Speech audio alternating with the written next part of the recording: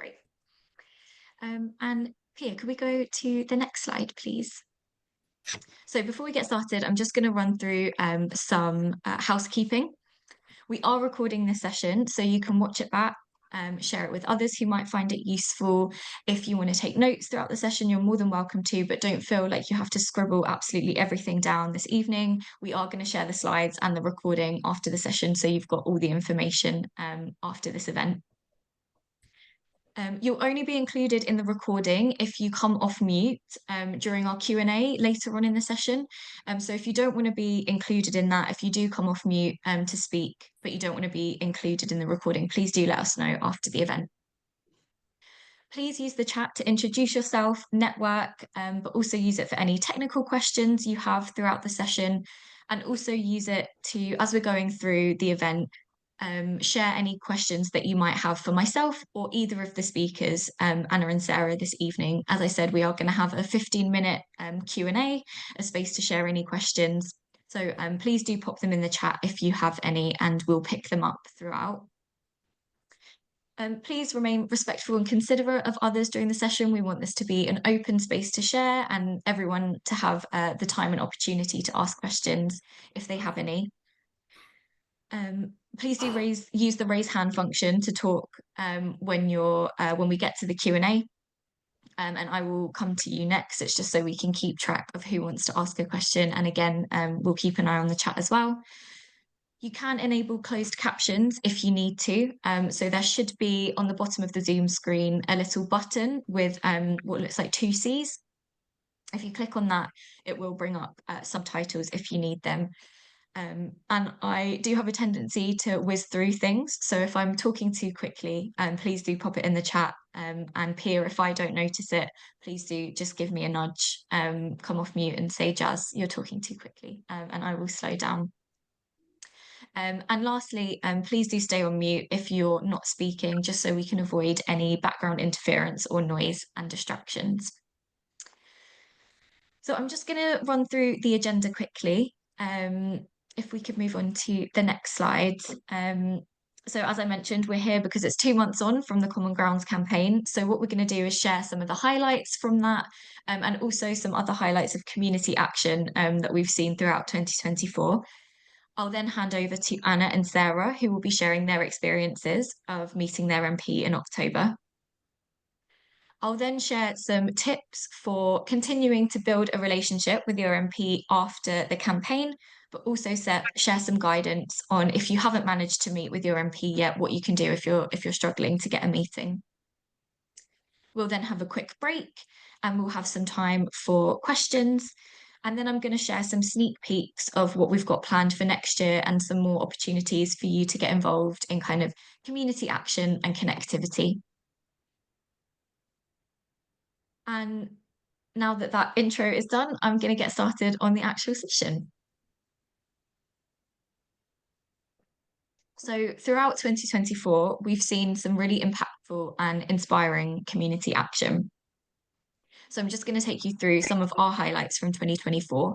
But whilst I'm doing that, I really do encourage you to post your own highlights in the chat if you've done something that you're really proud of in your local area or something that you've heard about. Any examples of community action that you want to share in the chat, please do. It's really great to hear your highlights as well as our own. So our first highlight is talking about our community open letter that we launched in November 2023. And this was aimed at the leaders of the main national political parties, calling on them to commit to meeting our national and international commitments to tackle the climate and nature crises. We invited local groups and organisations across the country to sign this open letter, and it was open for signatures for around 6 months. We saw so many local groups, such as Climate Action Network groups, local branches of national organisations, youth groups, faith groups, sports clubs, cultural organisations, and parents' associations signing the letter. And in total, the letter was signed by 520 community groups and local organisations across 322 constituencies, and it was handed to the leaders of the main political parties on the 2nd of July. which was just ahead of the election, to really hammer home that people really wanted to see climate and nature as a priority for the government. Our next highlight was around the election, and people hosting local hustings in their local area. So if we could just pop to the next slide. Um, Not many of us were expecting an election to be called when it was, but despite the uncertainty and the surprise, communities quickly rallied together to host hustings in their local area. And we saw around 50 local hustings registered on our United for People, Climate and Nature hub, but we're sure many more happened across the country, with candidates hearing how important climate and nature was to their prospective voters. And since then, we've seen some positive commitments from the government on tackling the climate and nature crises, but we know we'll still need to keep up the pressure for them to go further. And lastly, something that I really enjoy talking about is Great Big Green Week.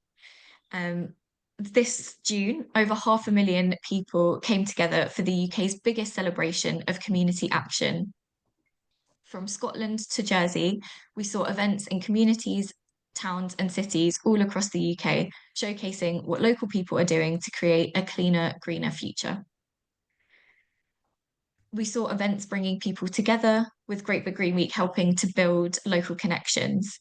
We saw primary schools creating joint eco trails together, and we saw community groups building new relationships with local businesses, councils, and other local groups in their area.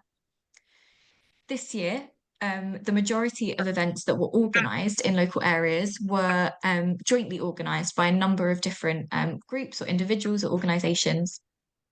And just over half of the people that attended local events had not come across the group or the individual that was organising their event. So we really saw the fostering of local connections and broadening the opportunities for people to get involved in climate action in our communities. So I hope you are kind of continuing to share any of your own highlights in the chat. Please do keep introducing yourself and sharing any of your kind of community highlights for 2024. I'm now going to go on to share more specifically about the Common Grounds campaign, which many of you might have been involved in. So at the end of a busy first half of the year, which saw some brilliant community action and a general election, individuals and community groups, as I mentioned, including some of you here, rallied together once more to find common ground with their MP. Through training sessions and resources, people across the country felt more confident in reaching out and talking to their MPs in the lead up to the Common Grounds National Day of Action. On the 12th of October, over 500 people pledged to meet their MP, covering 283 constituencies. And we saw groups coming together in Bournemouth and Poole to talk about the climate and nature bill, to people in Winchester discussing clean energy and showcasing local solar power initiatives. We saw communities across the country calling on their MPs to champion projects that are good for us, good for nature, and good for climate. We really saw MPs across the country hearing from lots of different individuals and community voices. They really heard people's concerns and hopes for action on both local and national issues. We saw people and groups that had never worked together, had never met before, coming together, connecting to meet with their MP in a collective effort. Really, again, seeing those local connections and relationships being built, not just with MPs, but with constituents as well. And we've already heard that people have organised follow-up meetings with their MP since then, or have met with them since their Common Grounds meeting. And we've seen kind of clear commitments coming out of local conversations for people to hold their MPs to account on. And I'll talk a bit more about following up with your MP and what you can do to try and arrange a meeting if you haven't secured one already. And lastly, we even saw Common Grounds making its way to Colombia. So the Common Grounds National Day of Action was actually mentioned at COP16, which is the UN Biodiversity Conference. And Pippa Heylings, MP shared her experience of constituents reaching out to her, and she actually met with 50 constituents in South Cambridgeshire on the National Day of Action, where she spent half a day with those people talking about renewable energy, waste management, and also talking about how what people are doing locally can really have an impact on our national and global targets for climate and nature. And she brought those messages that she heard at her local constituency meeting in South Cambridgeshire to world leaders at COP16. So it really goes to show that having those conversations with your MP can really have an impact on a bigger scale. Now, I feel like I have spoken enough for the start of this meeting. So what I'm going to do now is hand over to Anna and Sarah, who are two constituents who from different parts of the country who met with their MP on the Common Grounds Day of Action. I'm going to hand over to Anna first, and they're going to share both how they kind of approached the day, their different experiences, and some different learnings. So I'll hand over to Anna first. Hi, I'm Anna. I'm based in Birmingham and I'm a computer science PhD student, sort of, that's what I actually do. And I saw about the Common Grounds Day of Action and thought it was a really good idea, and have been involved with Birmingham Friends of the Earth a little bit by that point, but very little. It's quite new, and suggested that we do something for it. So that's how I come into this. If I could go to the next slide, please.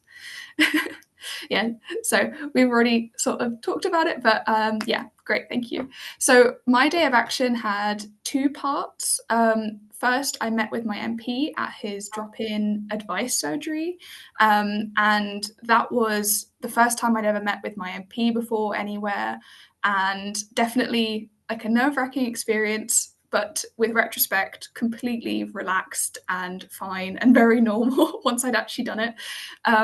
And then the second part was together with people from Birmingham Friends of the Earth, and then they had connections where they reached out to Greenpeace. So together we came and we did a photo action across town, because there's lots of different MPs in Birmingham and it's quite hard to coordinate going to every single one in one day. So we figured the best thing would be to like reach out to as many as we could, and also take a picture together and sort of tag the MPs on social media as well, to cover as much ground as possible on one day. So yeah, next slide, please. So there are a few things I learned from meeting my MP for the first time. First of all, how to arrange a meeting can vary wildly. So they tend to hold surgeries, but I couldn't find on my MP's website or anything, any regular dates or meetings. And I did a bit of sleuthing and found his Facebook page would occasionally post that we will do a surgery on this day, and it would vary sometimes how in advance they would actually tell you. And very luckily, they posted about a pop-up surgery happening on the day of the Common Grounds Day of Action. So I was lucky that there was a perfect coincidence on that day, but generally we also were emailing MPs across Birmingham as part of Birmingham Friends of the Earth to try and organise meetings. And with that, the campaign manager had been doing that for quite a while and actually not received too many responses, because they tend to only want to respond to constituents. So that's very important to make sure you're actually contacting your MP.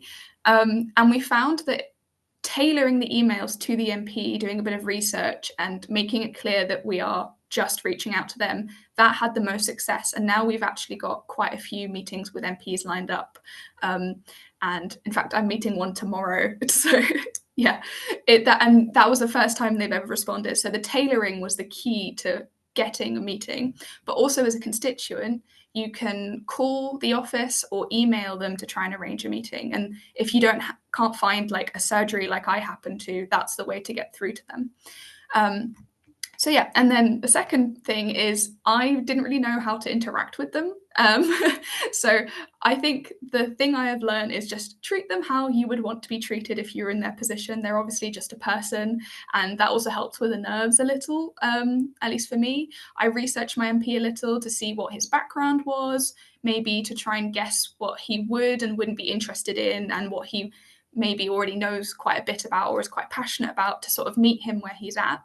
And it's also just respectful to sort of show that you aren't just treating them like some stranger. Like, they have worked for a while in various things, and that is publicly available, usually. So it's nice to meet them where they're at. And also, I didn't think that it was very much the goal to sort of convince them of my opinion. Obviously, that sounds great because then I could get them to do all the good climate things. But realistically, I think it's much more important, as the name suggests, to find sort of common ground and build that good relationship going forward. Because realistically, you're not going to like bully them into supporting whatever you believe in, or convince them that one time if they don't get along with you, or they think that you're being rude or like abrasive or these sorts of things. So yeah, I think that it's best to just try and build up that good relationship that you can build on over time, because it's a long-term thing. And then on practical side, there's some tips. So first of all, the meeting was much, much shorter than I expected it to be.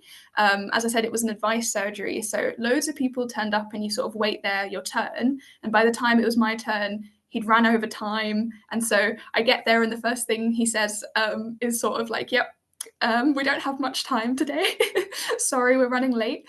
And I think this is very normal. I've since met him again, and it was again shorter than we expected. So this is, I think, a normal thing. And then also maybe bring something. So again, if it's really short, if you print out an overview of what you're talking about, it means that even if you are nervous and don't quite cover everything how you want to, or there's not time to, you can ask them to read it and get back to you on this. Which is also the next point, is I think it's good to have an actionable ask that they are very likely to be able to say, yes, I can do that, such as reading something that you're giving them, or getting back to you on an issue that you want an opinion on. And then I gave some more like optimistic general like visions, because they are there to represent you, and I want them to know what I want them to be representing. So you can give them more general optimistic side, and give them something actionable, so you actually are achieving something and can tell. But I think it also gives them a sense of like, okay, this is reasonable. I can do that. So can I get the next slide, please? And then also, generally from that day, I very much learned or enjoyed getting others involved, because that, I think, made it a much bigger thing than if I had just on my own done something. And as part of joining Birmingham Friends of the Earth, that was really helpful, because they have connections to other community groups and other climate groups. So they reached out to Greenpeace, and so they also joined with us on the photo action side of things. And I think that meant that our reach was much wider, and we all then brought our friends as well. So for me, with my group of friends, I was quite nervous to be like the person that was really passionately convincing everyone to do something. But everyone was super nice about it, because they are my friends, like they're nice people, and people tend to want to join a nice, like, fun group event. So I just learned to phrase it more like that. So I suggested it more like a social event with like a calendar invite, and I already had it planned in that we would go for curry afterwards. So it was a social event, and people joined along with that. So I brought some people that otherwise wouldn't necessarily have come along, and got them involved. Can I get the next slide, please? And so since then, I've met him again, and he definitely recognized me and knows me now. So that's nice. I've built that relationship. And so the second time we met again was with Greenpeace, and also other groups in the local area. So certain like churches and Footsteps, which are like a faith coalition of climate people. And so together we had a half an hour meeting, like personally scheduled for us to talk about climate issues. And that was a lot more time than I got in the first one. And we covered a large range of things, and that was very good. And then, as you can tell, we got a picture together with him, and we also got him to sign that he's going to be, taking action to tackle the climate and nature emergency. And we've also gotten him to agree to a follow-up event with us where we're going to do a climate Q&A panel. So him and some other people, and we can then get people that are involved in the climate, but also all constituents it would be open to sort of keep the conversation and keep the climate on his agenda, and that it's important to people. I also managed to get, so the reason I went to talk to him, my choice was the climate and nature bill.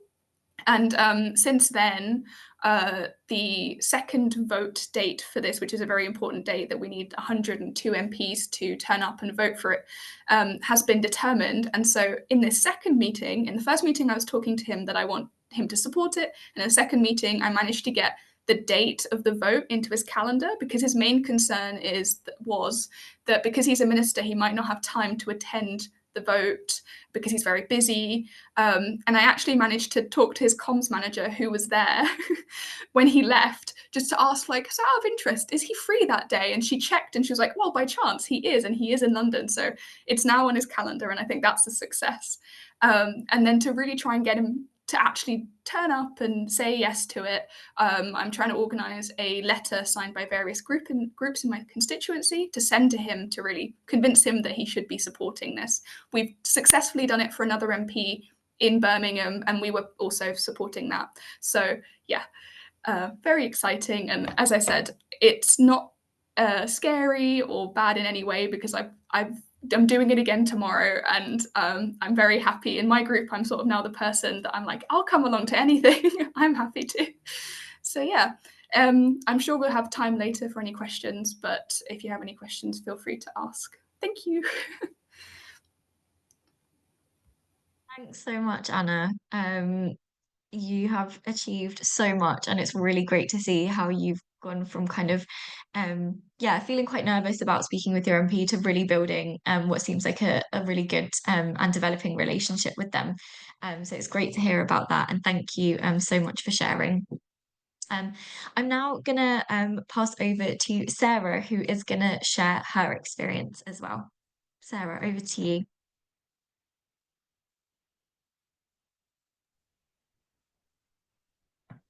Oh, yes. Hi, I'm off mute. Oh, you've got me some slides, bless you. I, I didn't manage to do any slides, and my experience actually is very different from Anna's, much smaller scale. I got into it by being involved in Project Climate Vote with Greenpeace in Cardiff, which is the nearest group for me. And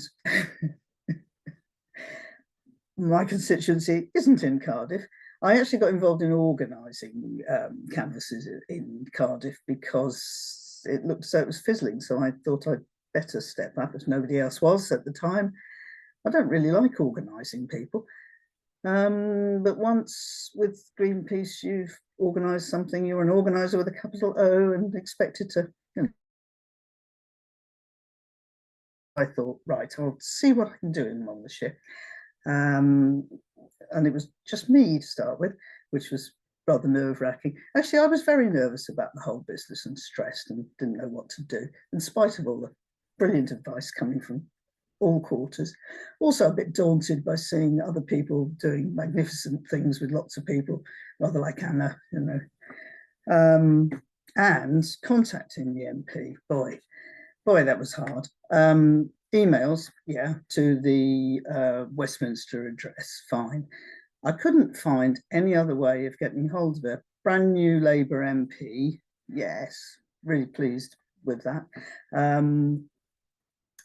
But she hadn't set up a constituency office, no phone number anywhere. She didn't even seem to have a number in Westminster, so no phoning.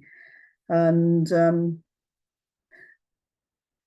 well, yeah, bit stuck, but kept trying, emailing, etc. Fortunately, somebody else turned up through a Greenpeace Zoom, Debbie, and so we sort of got together, talked about what we do if we manage to do anything. Well, obviously we're going to do something.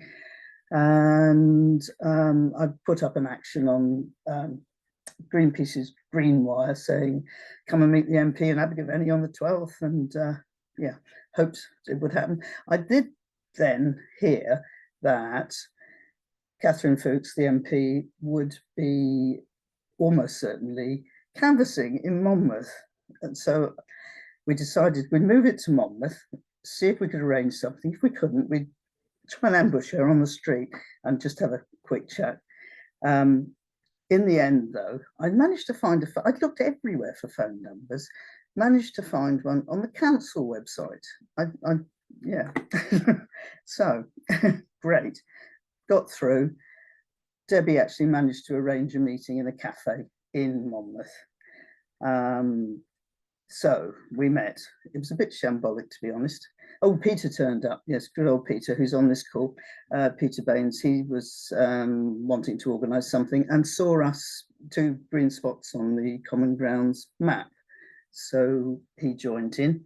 We did a WhatsApp group, discussed things a bit in advance. And when we met, I can't remember exactly the order that everything happened in, to be honest, but it was all rather last minute that actually getting agreement from Catherine to meet us. I'd felt I was being a nuisance, to be honest, that badgering her and things, which was really dumb because, frankly, MPs want to hear from their constituencies, and don't they?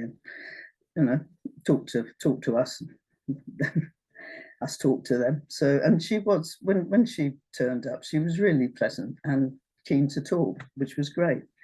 So we had decided one obvious topic was the state of the rivers, the Usk and the Wye in a terrible state with millions of chickens and people,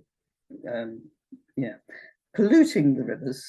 All rivers are in the state, but these particularly. And Catherine Fuchs actually is involved with a group of other MPs who also have these rivers running through their constituencies, and she's working on that. We thought she probably would be. We had done some research beforehand and made it clear to her that we knew roughly what she was interested in and working, but asked her what she was interested in, and she talked about the Great British Energy Bill, which she's very keen on, and she was on a committee putting it through Parliament. So energy was, and then energy, I think Peter was keen to talk about renewable energy, as was Debbie's husband, who came along at the last minute. And Catherine was very pleased to learn that he was a member of the Labour Party, unlike the rest of us. So the other big topic, actually, the CAN bill. I did take along, as Anna talked about, taking along something written. I took along a sheaf of papers. I think Catherine was expecting it to be the actual bill, but it was a letter written by and signed by 100 and something scientists, isn't it, about the importance of the CAN bill. And she said that she would back it if she wasn't whipped otherwise. Brand new Labour MP, very much voting with the government still. So, but she was obviously keen. She hasn't signed up on 0 Hour, in spite of all the emails going to say, please do, but but that's one thing that decided on. And there was a certain amount of talk about renewable energy. Tell you what, I wish that we had got together, the 4 of us, half an hour before the meeting and just got a bit more of an agenda, and that someone had been designated to take full notes. I scribbled a bit and Debbie scribbled a bit, and Peter might remember things that I can't remember, but yeah, those were the main things we talked about. I'll tell you something that really helped me actually and got me more confident was Hope for the Future's training on meeting your MP and welcoming your MP, and Common Grounds, who did a telling your story training. That was great. I didn't in the meeting manage to tell my story, you know, of how my sort of journey with environmentalism, but it helped me to sort myself out, to tell myself my story beforehand. All I managed in the meeting was to come up with that I thought maybe humans should back off a bit and stop being quite so greedy and leave a bit more space for other species, etc. Which actually didn't go down at all well with the MP, who said we need growth. We you know, got quite cross, but it's got to be green growth. So yeah. Oh yes, I said yeah, and that was all right. So we backpedaled on that. You know, it's as Anna said, it's a matter of building a relationship rather than barracking the MP, isn't it? That's what this is about. And she obviously is very on board with environmental matters. Yeah, Canville, she said she supports, she's doing things with the rivers and renewable energy. She was very happy to sign that placard, which you can see there, which is the Greenpeace one, which Anna showed as well. I think I haven't got slides, but yeah, here it be. The other side, if you don't get to meet your MP, oops, no, that's the one. Flash that out at first. You write on the MP's name on there, and then it says, "Please act now to tackle the climate and nature emergency." And you stand outside the constituency office or somewhere on the street and wave that about. And actually, me being so nervous about arranging a meeting, we could have done that. I mean, just me holding up that placard would have been enough originally. Not enough, but well, yeah, it would have counted, I believe, as an NTA. So, you know, I really shouldn't have got so stressed about the whole business. It was much more positive than I thought it would be, and kind of easier. Yeah. So I really would recommend, though, the Common Grounds training on telling your story and the Hope for the Future trainings. Anybody who hasn't done any of those, if they're still going, do them. They're really, really helpful. Yeah. Peter wrote us a yeah, sorry, Peter's chipping in. Yeah, Catherine certainly seemed receptive, but time will tell. Yeah, she is. No, honestly, I think she is. We'll keep her going, won't we, Pete? Yeah. So, yeah. Oh, yes. Peter did a press release. Sorry, hang on 2 seconds. Peter did a press release with that photo with me looking like a demented gnome. I got caught mid there. Damn it, but never mind. Anyway, that went into the local papers. Catherine, and onto social media a bit. Catherine did give us a very brief mention in her Notes from Westminster column in the local paper as well.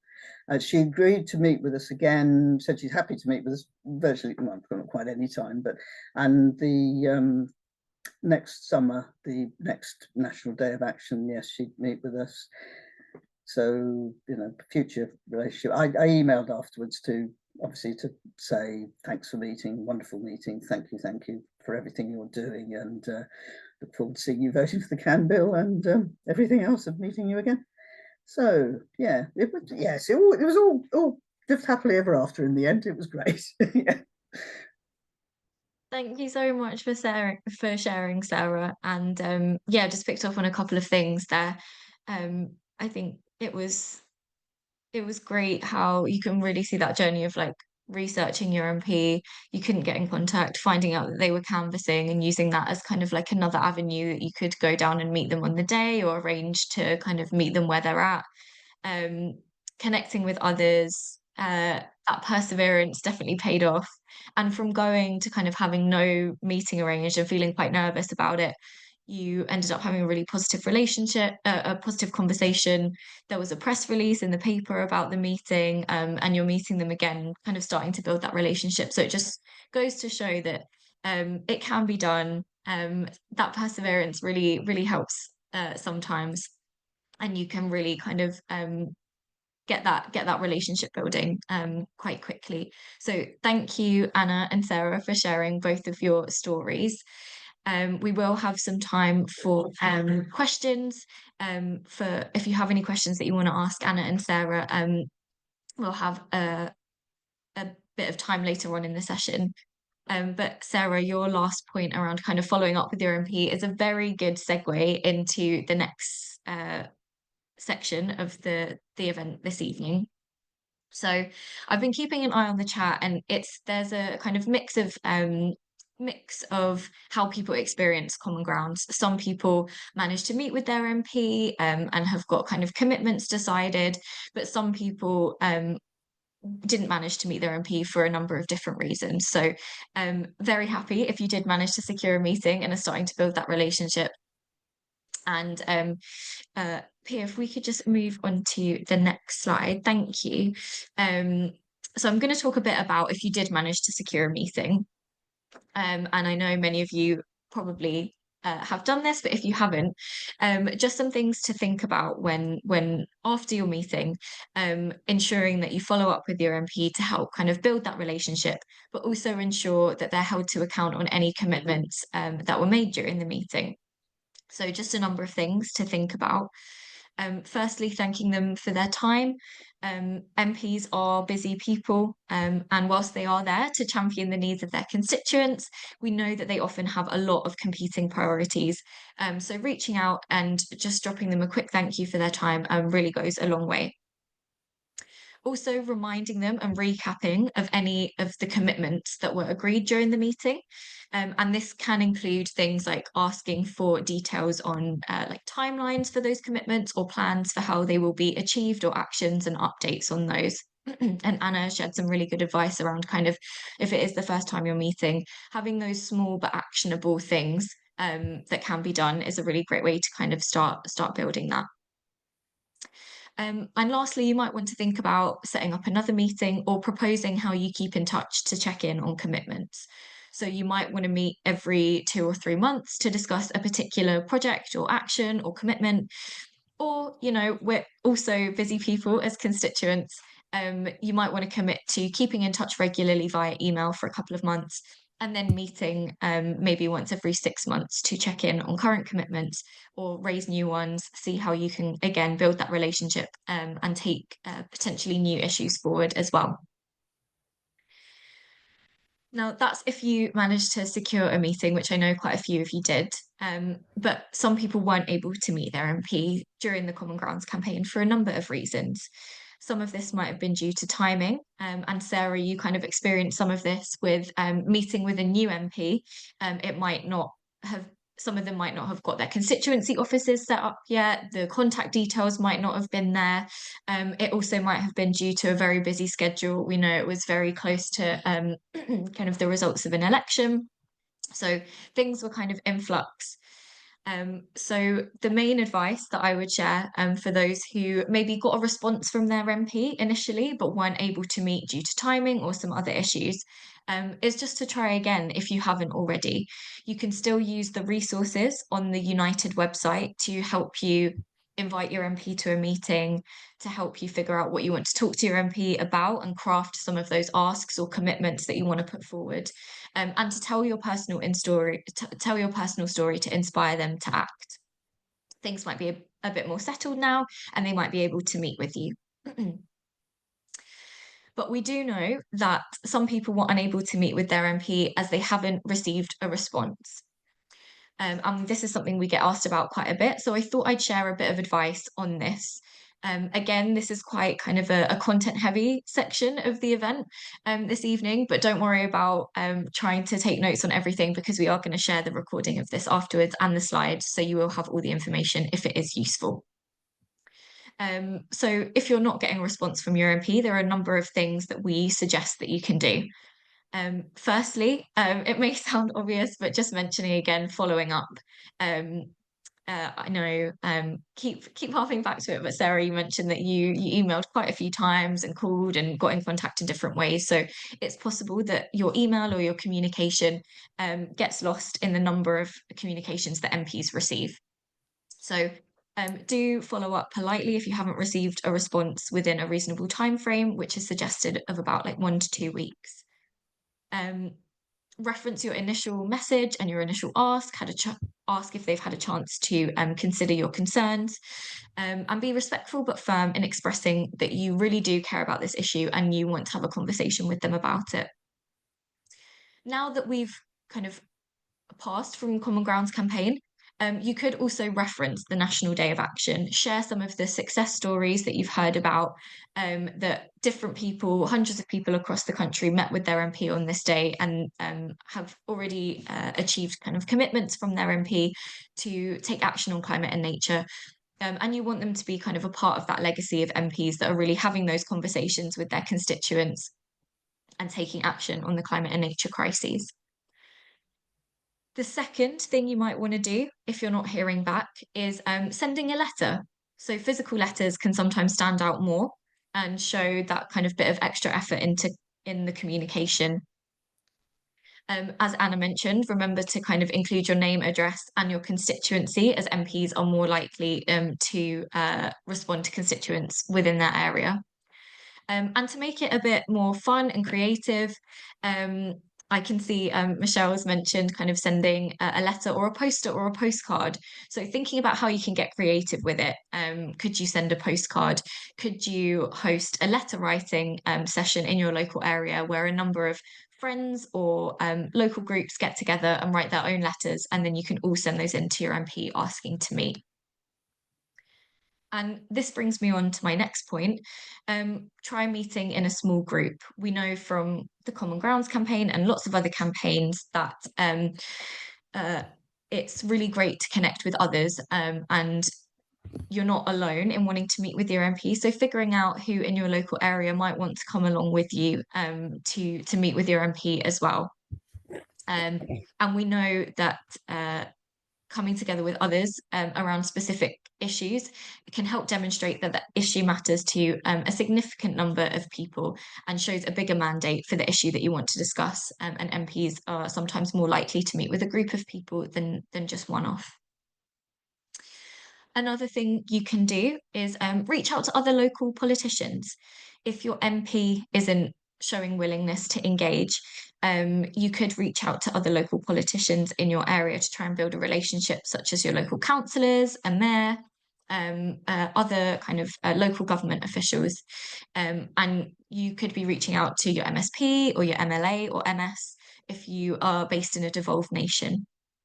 And once you've kind of reached out to and potentially built a relationship with other local politicians, you can then approach your MP again in the future with that additional kind of support and relationships built in different strands of local government. There are a couple more tips because this is something we hear quite regularly. We've seen it today, how this can really be a good opportunity to meet your MP through a constituency surgery, as Anna did. MPs often hold public surgeries or office hours in their constituency where you can go and meet them in person. So try attending a constituency surgery if you're unable to get that one-to-one meeting. And you can check their website or social media for upcoming dates and times of those. And lastly, there is a possibility to kind of engage through media, whether that's social media or local media. Many MPs are active on social media platforms, such as Blue Sky or Facebook or Instagram. So if you're not getting a response through more traditional methods, you can try reaching out publicly through those channels. We do just remind you to kind of remain respectful in your communication. Don't try and shame them publicly, as it's not going to help kind of build that positive relationship. But it is a good way to sometimes prompt a faster response or make your issue and the thing you want to talk to your MP about a bit more visible, and also kind of nudge them for a response. And again, similar with local media, it's a chance to not only kind of ask or make your MP aware that you're wanting to meet with them, but it also can bring attention to the issue that you want to talk to your MP about. So reaching out to local media outlets, whether that's a newspaper or radio station or news website. You could write a letter to the editor or an opinion piece about the issue that you care about and that you're awaiting a response from your MP. So I hope that is useful for those who weren't able to get a meeting with your MP if you're not hearing back from them. But it's great to see that many people on this call did achieve a meeting, and we're seeing some kind of positive relationships being built there. Before we wrap up for a quick break, I just wanted to share some kind of things to remember. There are lots of resources and support out there if you do need them in for kind of meeting your MP, whatever part of the journey you're on, in kind of building that relationship with them. So you can still access the resources around meeting your MP and telling your own story on the United for People Climate and Nature Hub. We're always updating that hub with additional resources from our member organisations and other organisations that we know are kind of sharing tips and advice. So if there are any tips that you found useful or any resources that you've used, please do share them with us because we can then share them more widely. You can find guides on specific topics relating to climate and nature. So Hope for the Future are a member of the Climate Coalition, and they produced some really useful guides around specific topics. So whether that's energy or farming or transport, you can find kind of specific guidance on talking about different areas. And you can also access Hope for the Future's UK Climate and Nature Policy Pledge Tracker, which is a tracker that aims to show all the commitments that the major national parties made on the climate and nature crises in the run up to the last general election. And it can be used as a starting point for conversations with your MP and help you better hold them to account on their commitments. Also, just to mention, Hope for the Future do specialise in providing support for people meeting with and talking to their MP, and they do offer one-to-one support. So if you do feel like you need a bit more support and you're still struggling to reach out to your MP, do get in touch with Hope for the Future. Also, just to remember that all relationships take time to form, including with your MP. I think, Anna, you mentioned that it does take time. It can take a while to get through, but it is still possible. And again, take Sarah's story with perseverance, support, and connection with others, you can do it. Even if you aren't hearing back, your email or your letter or your call is still sending a message. Every conversation makes a difference. Every bit of communication makes a difference. And the more our MPs and decision makers hear from us, the more they'll have a mandate to act. And lastly, connect with others. Sometimes it is easier to do things together or in a group, and your MP might be inclined to meet with multiple people at the same time. So we are in this together. We've seen so many connections being built through the Common Grounds campaign and through community action throughout the year. So reach out to people in your local area, find those people that you have common grounds with, and then you can find those common grounds with your MP.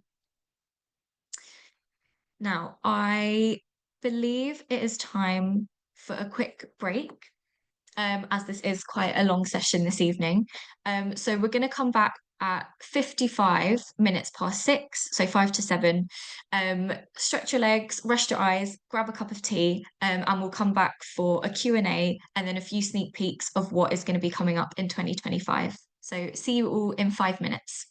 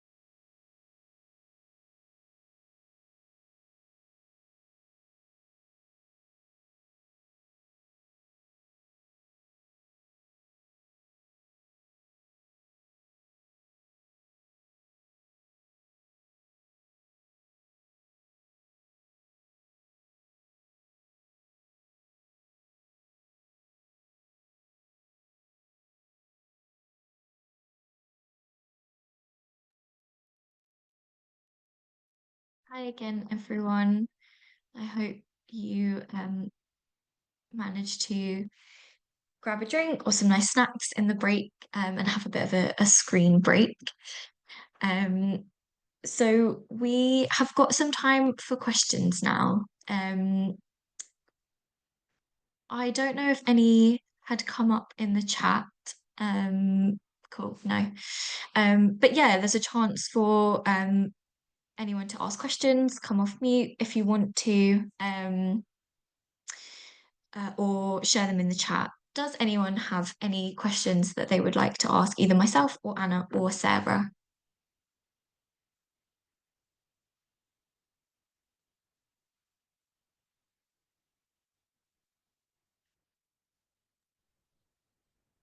Looks like we've done a good job between us of telling everybody everything, isn't it? It would seem that way. Yeah. I actually had a question for Anna, if that's okay. You mentioned kind of reaching out to your friends and getting them involved in the photo stunt that you did kind of after meeting your MP. What inspired you to kind of reach out to your friends, and were they people that usually kind of get involved in climate action, or was it something new to them as well? So, I mean, it's funny because they are a group of people that do care about these sorts of things. Like, you know, we will be casually complaining about things um, at lunch or whatever. So it's one of the many things that obviously I think a lot of people do care about climate issues, but um, yeah, we have some differing views. There's that as an element of it, but also I think that there's a bit of this embarrassment. I don't really know, but I think there's definitely some sort of nervousness or block between caring about something and actually like getting to the point where you're acting on it. And I definitely experienced that, so that's why I'm describing it mainly for myself, and I'm assuming that's what others are feeling. Because I was really nervous before I did anything. Like as I said, I kind of only got involved with things this summer, so I can kind of understand that nervousness. And at least in my group of friends, um, yeah, I guess it didn't feel cool to then be like, okay, let's do something. But I think it's just perceived. I think it's just a nervousness to be perceived as. Okay, I think I've got it. You can only feel embarrassed when you like put yourself out there because you're risking failing. But at the end of it, like that doesn't tend to happen as often as I think we worry about. So I was worried that someone would disagree with what we were trying to fight for, and then there'd be like an argument about it in the group. That didn't happen. That was very unrealistic.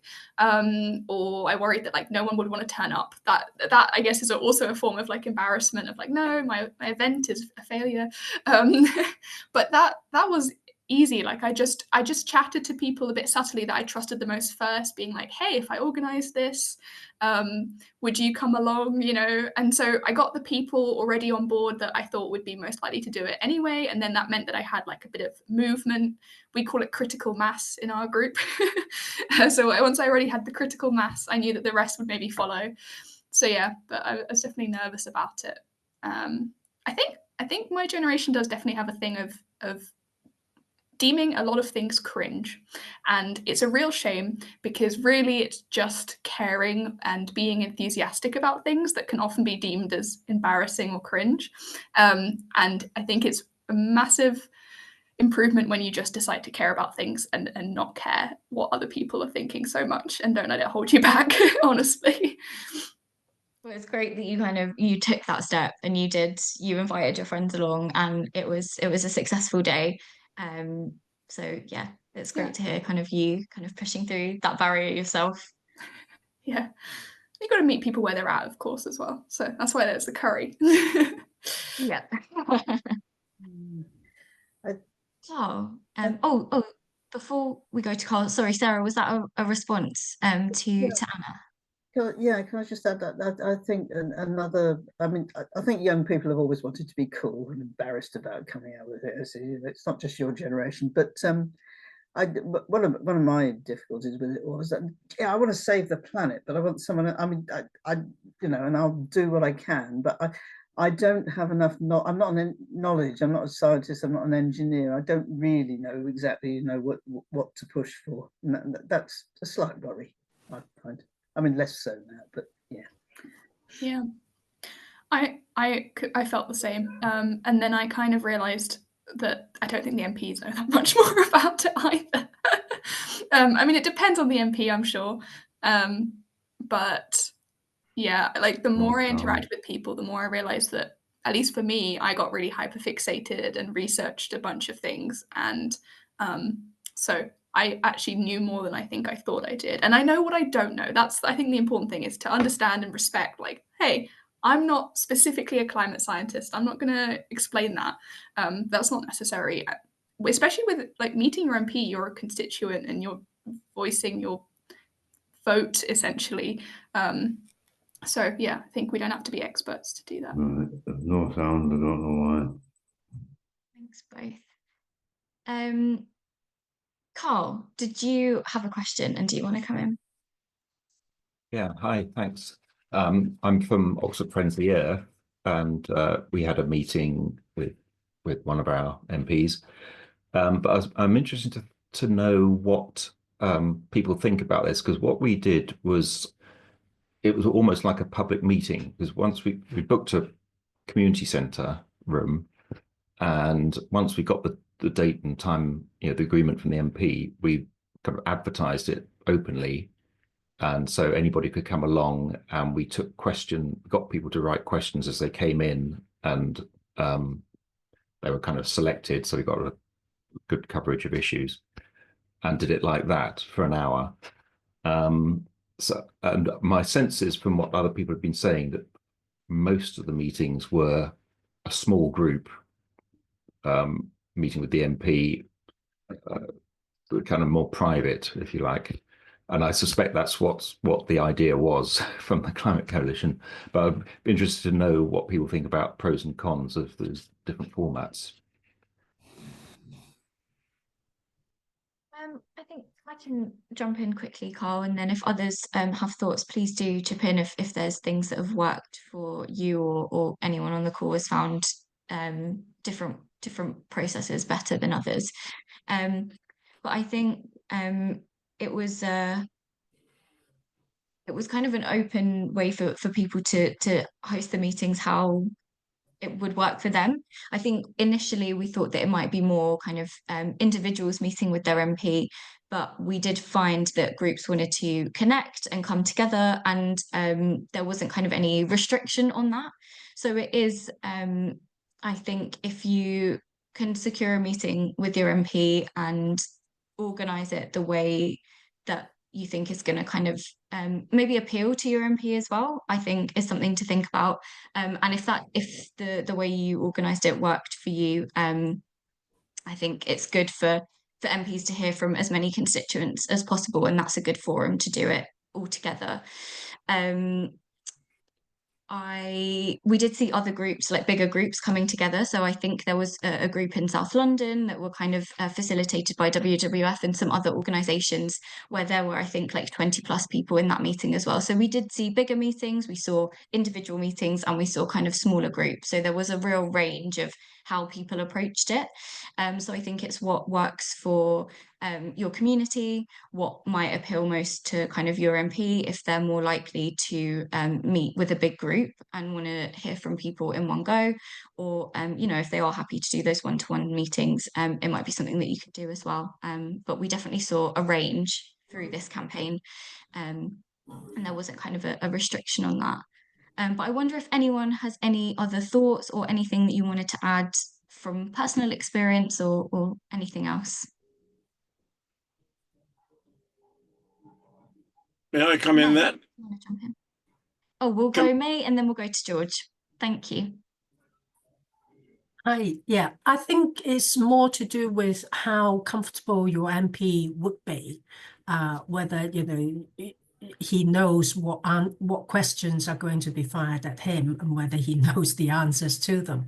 And I did at first, when I contacted my MP, I did ask, extended an invitation for him to come and see what our group does. And, it's more or less like it's recycling. So we collect all the recycling from people who don't have transportation. And then we go to the community centre and we all come together and sort them. So I was inviting the MP to come, but he was a bit shy of that. He said, come to my surgery and you have 20 minutes. Thought, right, okay. So I think it's how comfortable your MP is with what you're going to talk to him about. Thanks, May. And George, did you want to come in? Sorry, it's unmuting. Yes. We built on experience of a climate hustings where we advertised it beforehand and got about 50 people to come for our local hustings. For the Day of Action meeting, again, tried to advertise it as widely as we could. And I got the impression that the MPs, both of them Lib Dems, and therefore not constrained by election promises. And I think there's a big problem here, that the Labour MPs now have to toe the party line to produce some maybe unrealistic promises made to get them into power, which trample all over the environment. So I think that the opposition MPs, the Conservatives, haven't had time to wise up yet. But I think that the Lib Dem and other MPs, certainly the two who came to our meeting, were very pro looking after the environment and sort of bit into the campaigns, and we've had follow-up with them. But I think the point I want to make is that there seem to be climate-related organizations in every town or village in this area. And I wonder whether it's worth trying to get a network of those. A lot of them are a bit shy on putting email addresses out. So there's a bit of work to get into them. But that when TCC organizes a major campaign, is it possibly a way that we can further spread the message by the previous work in order to try and get a list of people? I mean, we started this off for the hustings. And I think that because of it, we've had various, for instance, the climate portfolio manager of the local district council turned up, which of course was helpful meeting the newly elected MP. So I think my message there is that we have been trying to spread the net wide. And there's a lot of work to be done in order to try and find all the local people who might be interested. Yeah, thanks for sharing that, George. And I can see, thank you, Pia, for responding in the chat. We don't currently have a system that kind of shares that information between groups, but we are looking at how we can connect people in kind of going forward, as it's something that we do hear a lot, especially from communities that know there are these groups kind of in their area and what networks are there and how we can connect people up. So we are doing a bit more on that. We've got a few minutes left, and Anna, I know you've got your hand raised, so do you want to jump in?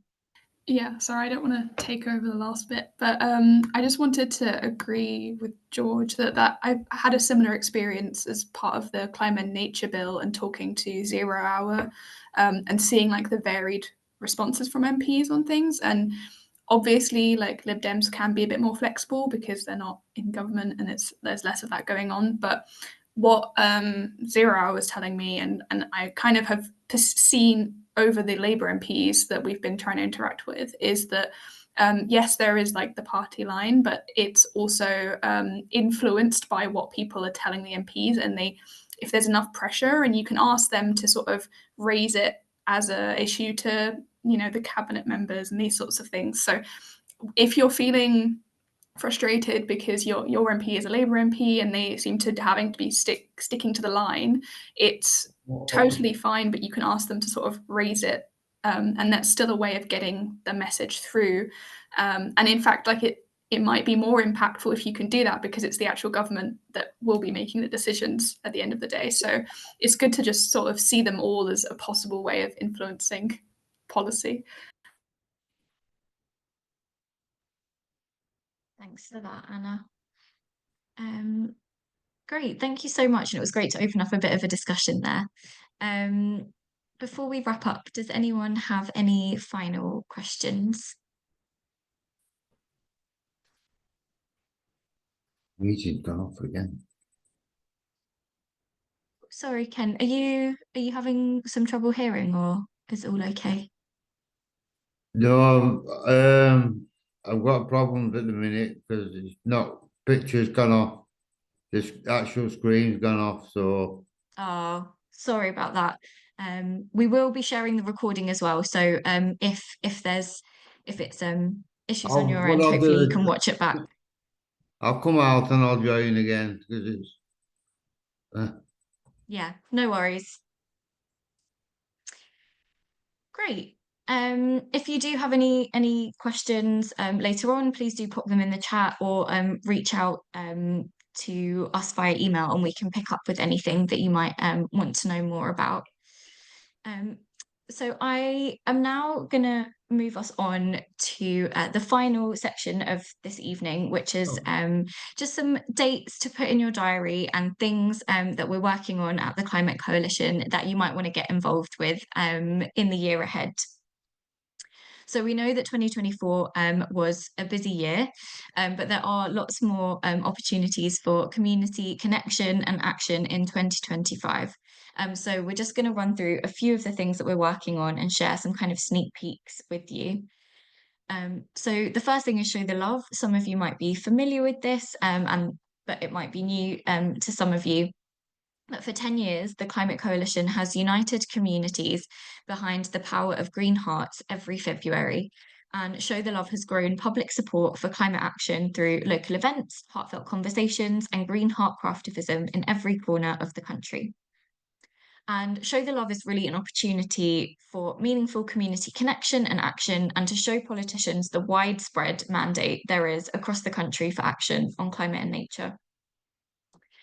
In 2025, we're going to be launching Show the Love in February again, and we will use the green heart as a symbol to inspire conversations, build relationships, and encourage collective and community action.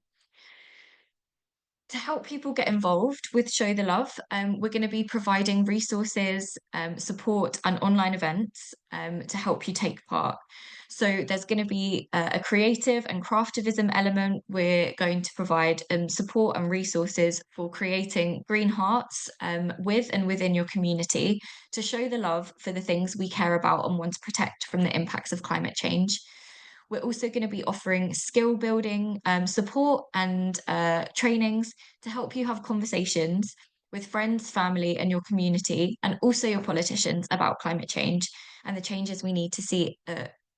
To create a greener, fairer future. Similarly to what we did with Common Grounds, there will be resources and support available on our website. But we are going to be sharing more on this in the new year, as this is still kind of in development. So do keep an eye out from emails from us.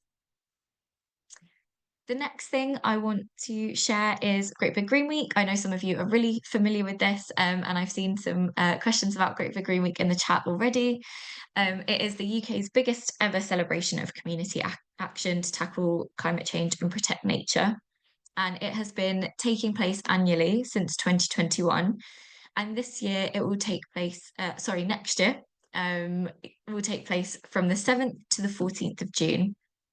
So for those of you who aren't familiar, every year we see people come together to host events and activities up and down the country that really celebrate the heartfelt and ambitious action being taken in communities throughout the year to stand up for nature and to fight climate change. And we see everything from litter picks to letter writing workshops, festivals to football matches, seaweed foraging sessions to school assemblies. And we see events hosted by a whole range of people within their local area, whether that's teachers, community groups, artists, sports clubs, places of worship, libraries. The list really goes on and on for people who get involved in Great Big Green Week. And it's an opportunity to showcase the issues that are really important to your local area and your community, but also the action that you're taking and your community is taking to tackle those issues. Great Big Green Week is also a brilliant opportunity to kind of showcase that community mandate and really ask politicians to step up and play their part. And there are different ways you can get involved with Great Big Green Week. You can host an event or lots of events in your local area. Just some of the things we see, as I've mentioned a list previously, but we've seen secondhand clothes swaps. You could organise kind of community volunteering at a local wildlife reserve. You could host a meeting or a webinar with your MP, so it could be a good opportunity to kind of reconnect, maybe visit some of the community events that are happening, and really as an opportunity to show your MP what you care about, as opposed to just talking about it. You could go along to an event. We will have kind of a calendar of events on the Great Big Green Week website, so you can keep an eye out for activities that are happening in your local area and go along to them. We also have kind of other actions that you can take throughout the week other than hosting an event. And these are currently being developed, but these will be available on our website for you to kind of see the different ways that you can take part. As I mentioned, it's a good way to engage your politicians. You can meet with them, you can invite them to events, you can go along with to an event where they've been invited to, and you can also write to them about kind of the community action that you're seeing locally. And lastly, it's just a great fun way to engage and connect with your community, to meet new people, to find out about new community initiatives, and kind of celebrate all the great stuff that is happening across the country. And similarly to our other campaigns, there'll be a number of training sessions, resources to help you take part, and we provide support on things like how to organise an event if you've never done that before, how to engage with local media, how to promote your events, and yeah, a whole host of other things. So again, we'll be sharing more information about Great Big Green Week in the new year, so do keep an eye out for emails. And lastly, alongside getting your MP or your local politicians involved in Show the Love and in Great Big Green Week, we are working behind the scenes to develop kind of more ongoing support and opportunities for communities to meet with their MP, to really build on the brilliant stories and successes we've seen in the Common Grounds campaign. We want to kind of support people to continue building that relationship throughout the year, not just at these campaign moments, although they do provide kind of a really good hook and opportunities for people to meet with their MP.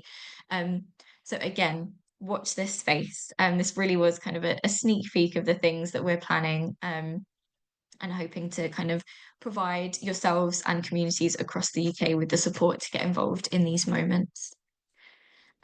So I know I've shared a lot this evening, and we've had some brilliant insights and learnings from Anna and Sarah. So I just wanted to take a moment to thank our speakers this evening. Thank you all for coming along. And just wanted to share a quick wrap up of what's next.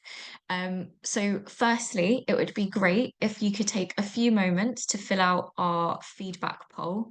I will pop the link in the chat in a moment. But yeah, it's just an opportunity for us to hear about how this went, what worked well for you, what we could have done differently, and also if there's any other support that would be useful for you in kind of engaging with your MP and building that relationship.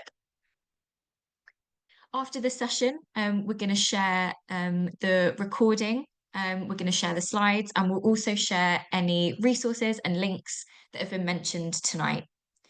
And lastly, just some kind of follow-up actions for you to think about. Do follow up with your MP if you haven't already, if you managed to meet with them. Try and organise a meeting with your MP if you haven't met them yet. We've heard from a couple of places tonight that, you know, perseverance and connecting with others is a great place to start if you are struggling. get in touch with us about your stories, your experiences, or anything you're working on. If you're thinking about how you can connect with others in your local area, if you're thinking about what you want to talk to your MP about next, if you had a really successful meeting and you want to share your story to inspire others, we love hearing about all the work that you're doing. So please do get in touch with us. I'll pop an email into the chat.